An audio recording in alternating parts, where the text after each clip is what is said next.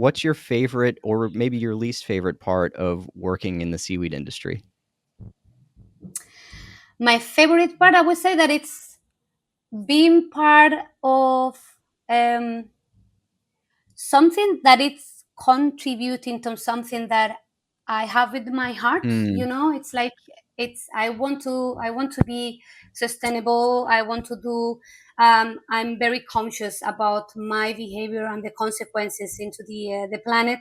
So being part of the seaweed industry is kind of like contributed to somehow, even if it's a minimal part, to that sustainable path Yeah. that I'm following in my own life.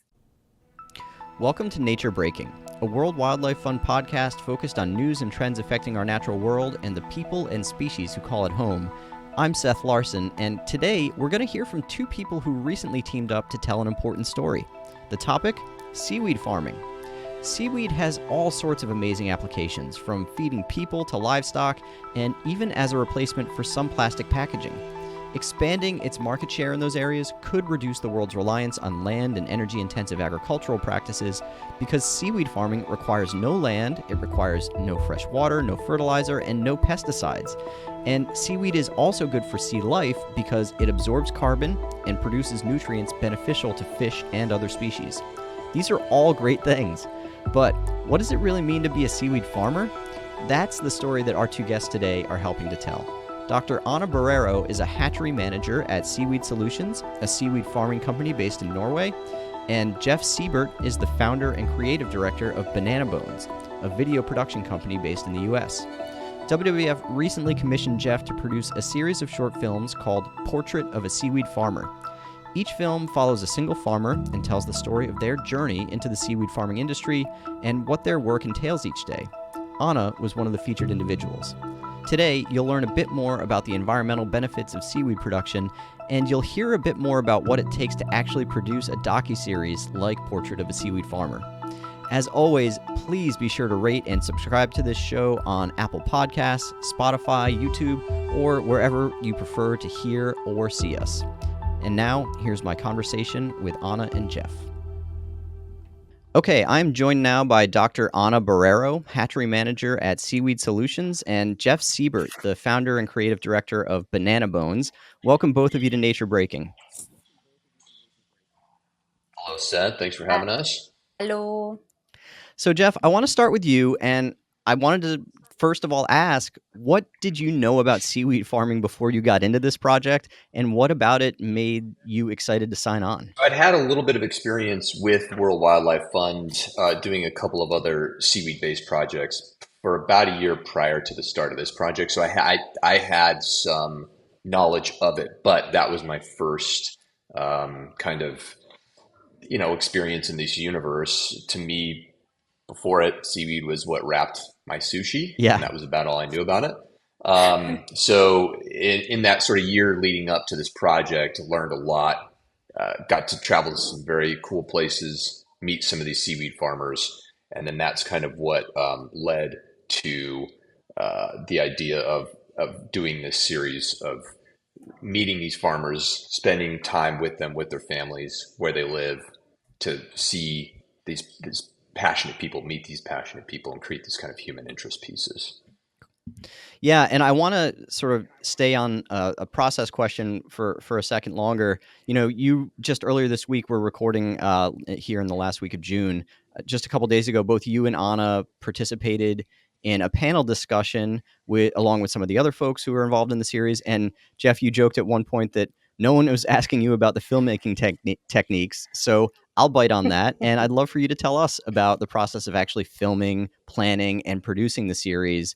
How much time did you need with each subject, and what was your approach to working with them?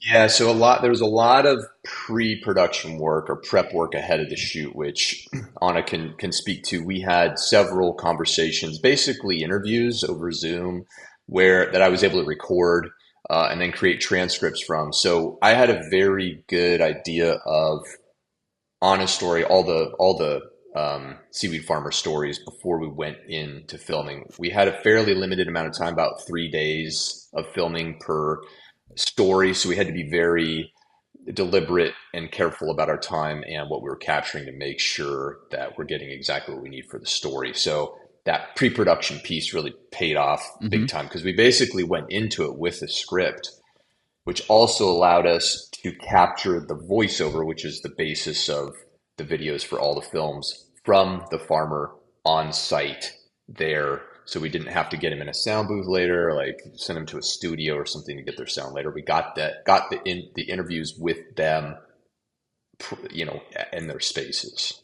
And Anna, staying on this process question, I wanted to ask you if you'd ever participated in anything like this, and what was the experience like from your side of having Jeff and his cameras follow you around for a few days? To be honest, not like this, not a project like this. I participated in like kind of like documentary about science and about oceanography Hmm. in some projects related to that field in Spain, but nothing like this one. So since Jeff was asking me so many questions and he came with the timeline, it was it was amazing because he knew me better than I know me. So he already captured every single thing, every the essential things. So, but no, I've never participated in something like this. So I'm very happy Yeah. because it was a very interesting situation. Yes. Yeah, and the final product is great, and I loved watching it. I think everyone who comes to it will really enjoy it and will learn a lot. And Anna, this is well covered in your episode of the series, which I absolutely encourage everyone to go watch. But for our listeners, can you just tell the story of how you got started in the seaweed industry and what made you want to pursue this work in the first place? Well, the thing is, like, I already was a bit passionate about seaweed Hmm. because I'm coming from the coastal area in Spain. So yeah, and I was a bit kind of like a freak in that sense, right? But I never thought on working with the seaweed itself. So I became as an sonographer. But that path took me to go to Norway, doing my postdoc. And then I started in Seaweed Solutions because they were looking for someone to take care of the environmental part. And yeah, I started there, and that's when I discovered that there is more things to do a part of the academia. Yeah. And it was a combination between the all the nerd in the uni together with something that I already learned about, like how to interpret the environmental data. So it was a perfect combination. It was the perfect match. So that's something that I really loved it. Yeah, and I think seaweed is such an interesting product. It's weird to even call it a product because, like Jeff said, I think a lot of us just think of it as the thing that's in our sushi. Or I Sushi. grew up in coastal Rhode Island. I'm used to thinking of it as like the thing that kind of clogs up the beaches and washes up on the sand and gets in the way of me swimming. Um, but it's really a product now, and there's so many different things that we can do with it. Anna, I wonder if you could just talk for a minute about some of the different applications um, for seaweed once it's harvested, and what what about those applications was exciting to you? Well, there are many of applications for seaweed, from food to feed, Hmm. but there are other type of things like you can extract specific components that you can use for cosmetics or even for biostimulants. So you can actually increase the crop of I don't know, tomatoes Hmm. or carrots, depends on the crop. So they can grow even bigger. So you don't need to add even like or artificial or not natural fertilizers. Yeah. So with those type of biostimulants, they will help you to increase the crop. So there are plenty of things that we don't even know, that we actually are working on that, even in pharmaceutical purposes. So it's not only food. There are plenty of things that seaweed can provide to us. Yeah. And just thinking about your day to day, what's your favorite or maybe your least favorite part of working in the seaweed industry? My favorite part, I would say that it's being part of um, something that it's contributing to something that I have with my heart. Hmm. It's like I want to be sustainable. I want to do. I'm very conscious about my behavior and the consequences into the planet. So that's something that I always had since I have I remember, right? Yeah. So being part of the seaweed industry is kind of like contributed to somehow, even if it's a minimal part, to that sustainable path Yeah, that I'm following in my own life. absolutely. Jeff, turning back to you for a minute, was there anything you learned while filming the series, either from Anna or from any of the other participants, that really surprised you? Yeah, I think a big thing that surprises me always, and you'll see this in a little bit in Honest, well, you do see it for a moment in Honest Film, in Nick's film as well, but is the size of the seaweed Mm, that's being harvested and how just the mass that grows under the water for not that long, right? Anna, it's what, 6 months or so? Yeah. Yes. Around 6 months. Yes. Yeah, and it's just it's always and you see it when they're hoisting, they're pulling these lines out of the water. How much effort it takes just to get these lines up, and the amount of mass that is on these lines is substantial. It's always very But impressive. and it's kind of cool because when you have them in the lab and they are tiny, tiny, tiny ones, and then you put them in the sea, and after 6, 7 months, it's like this is massive. So it's kind of like babies. You are taking care of them, and then they are growing. It's kind of cool, yes. And it also has a really beautiful quality to it, especially when the light hits it in a certain way. It's really pretty looking. It's very cool, just the texture and the slickness and the color, and it's very, very visually very interesting to look Yeah, at and to capture. one of the species, which is the one that you were recording, was Saccharina latissima, and it has some this kind of like I call it flamenco dress because that's exactly what it remind yeah, me. it It's looks kind of very like wavy on the edges, right? yeah, wavy. That's the word exactly. Yeah. So it's beautiful. Yeah, it's a very unique, as you said, product or substance. I don't know. It's just such, just the way it feels, the way it looks. It's a very interesting thing to film for sure. Yeah. And I have to add that the way that it smells, because Mm, people think like they have that opinion, like they go to the beach and because the sun is hitting and they have this smell coming from the shore. That is not the smell when you are pulling the land. It's this fresh yeah. seaweed. You actually it's this. It's a very distinct in the smell, and it doesn't smell what people is thinking, because they say, "Oh, like this is not interesting at all," but it's because they don't really know. Yeah, no, it's anything that washes up on the beach, after it sits in the sun for a while, whether it's seaweed or a fish carcass, like, it's not gonna smell great, but when it's fresh Exactly. coming out of the ocean, it's a completely different experience for sure. Perfect. Perfect. Um, so I think the reason that maybe, or at least part of the reason that this documentary series came together and part of the reason for us talking today, is I think we all believe in seaweed as a really promising solution for food and a number of other challenges facing the world, and that it can be this much more sustainable product for food and feedstocks, and even making products like plastic packaging. Um, but it's still kind of a nascent industry, right? It is not ubiquitous on grocery store shelves yet. It is not ubiquitous in the packaging industry yet. And Anna, I wanted to ask you what you think it's going to take for seaweed farming to really grow as an industry and for these seaweed products to be more sought after. What are some of the key barriers that need to be broken through there? I hope that it's not more than 5 years. Mm, So I hope that in 5 years we can start seeing something.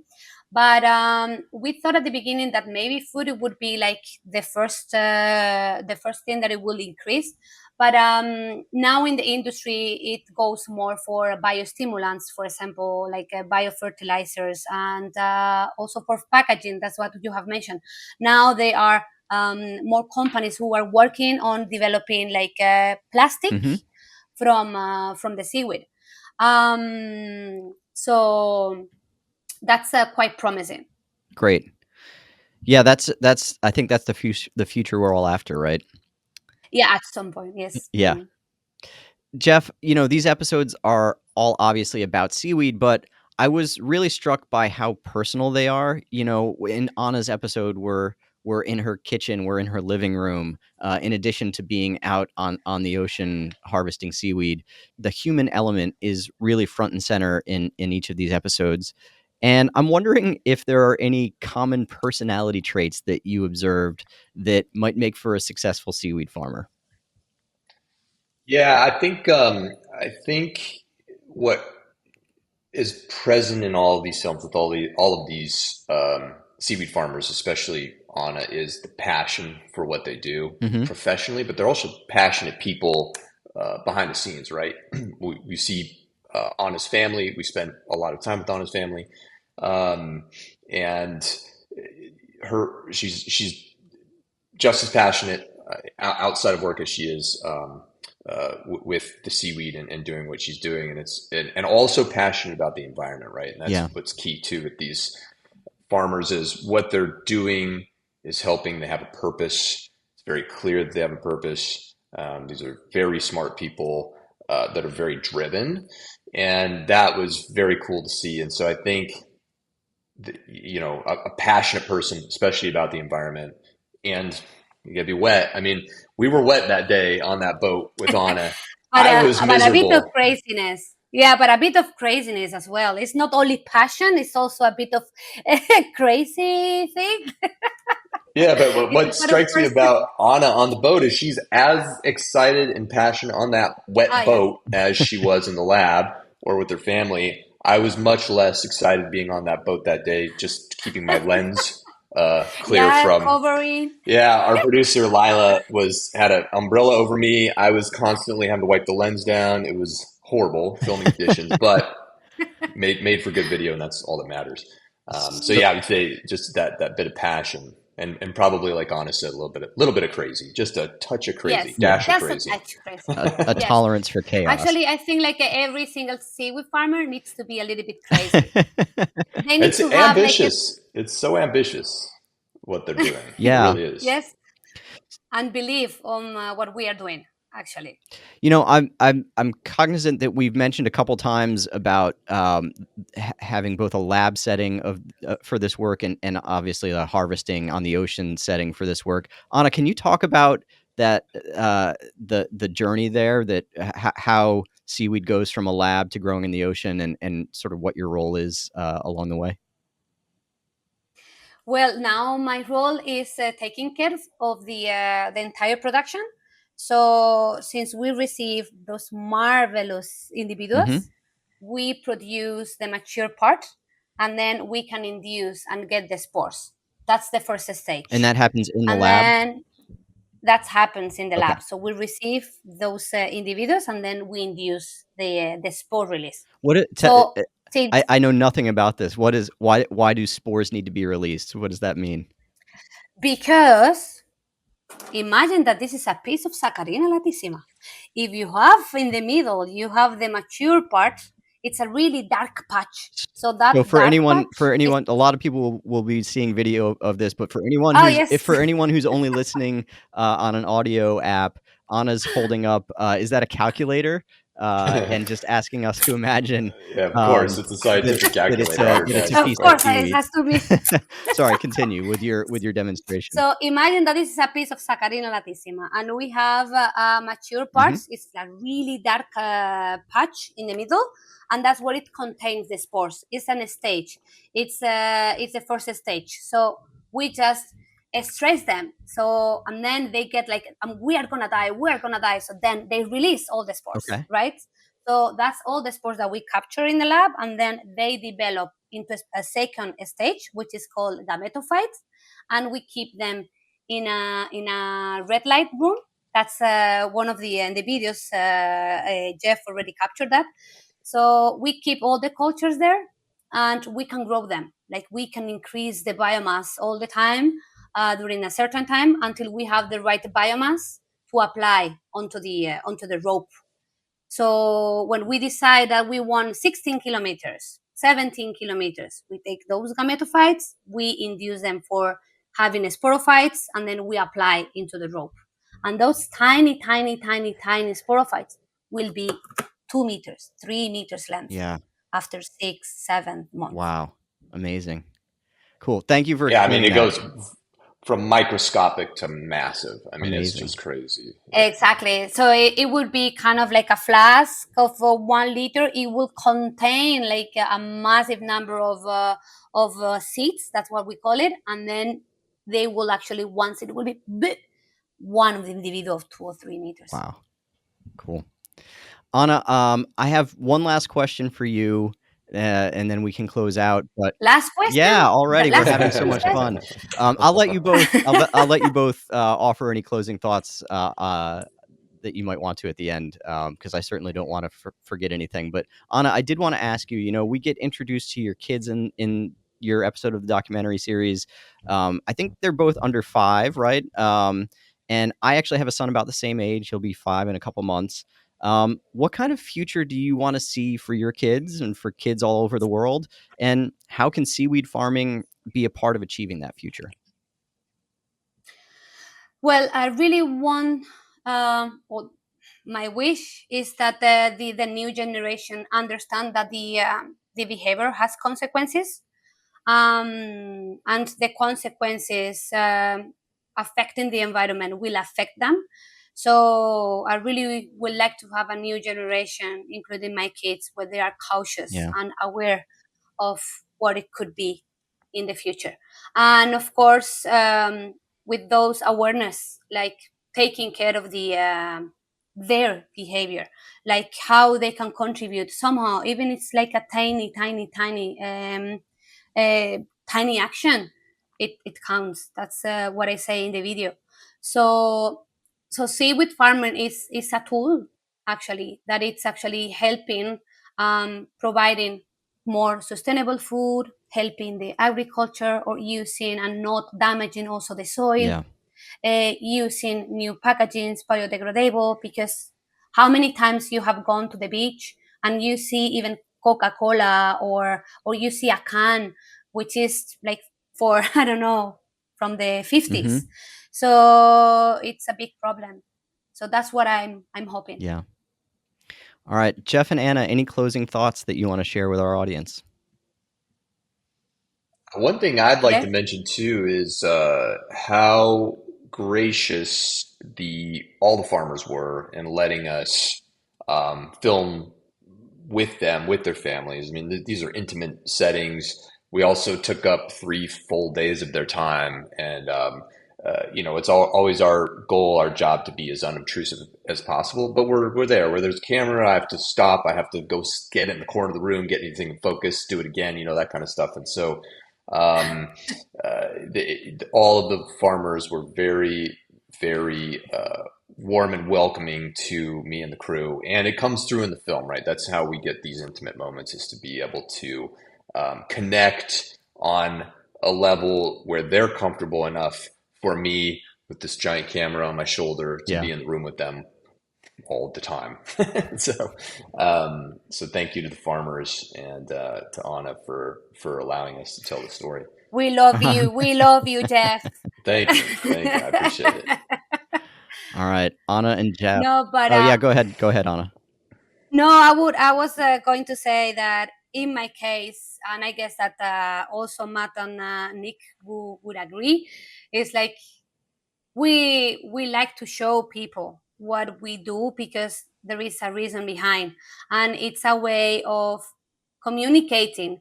So it's a way of ensuring that the people are aware of why we do things, and there are more things in sustainable industries.